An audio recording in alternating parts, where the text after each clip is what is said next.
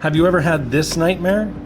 Your overhangs collapse, filament goes wild, and your print turns into spaghetti? What a bummer. But don't worry, we can fix it. All of this can be avoided with support settings.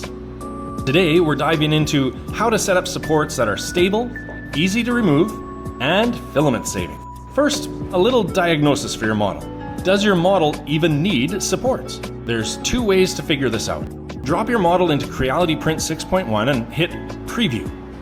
If you see a little floating warning icon in the bottom left corner, yep, that means some areas are hanging in the air and need support. You can also check Show in Printer and look at the overhang wall percentage. Once you see an overhang wall, it's a time to be careful. It means there are lots of unsupported overhangs, and you'll definitely want to add support. Go to the Support tab on the left, toggle on Enable Support, and boom, the software auto-generates support for you. How to choose support types and placement methods. First, support types. For large and flat overhangs like bridges and platforms, we go with normal supports. It's steady, it's smooth, and it's lightning fast.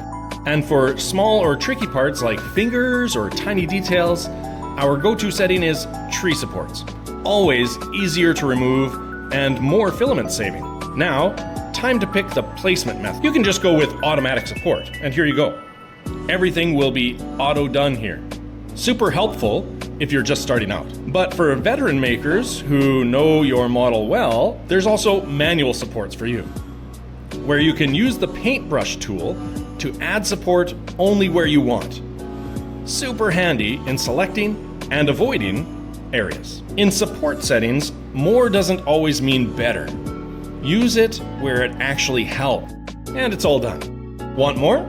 Subscribe for more handy tips from Creality.